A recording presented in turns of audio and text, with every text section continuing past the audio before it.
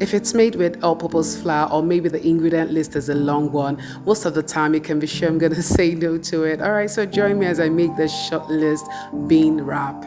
All you need is, you'll be needing 1 cup of washed beans, and then 1 cup of water, and then blend it all up. So this is where you add the remaining half cup, making it 1 cup in total, and then 1 tablespoon of crayfish. You can also add your flax seeds if you want to, and that's a teaspoon of salt. Blend it all up, and that's a beautiful consistency right there.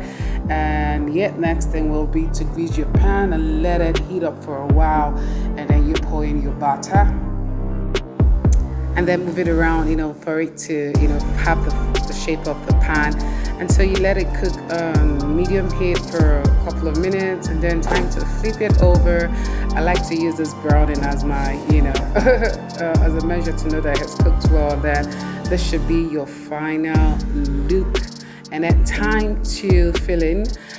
For my filling, I had stir-fried onion, tomatoes with egg, and carrots, and then had some apples and cucumber as well. And time to fold it. It was a little thick, so maybe next time I'm gonna try and make it lighter. But cutting it through, it looked really good.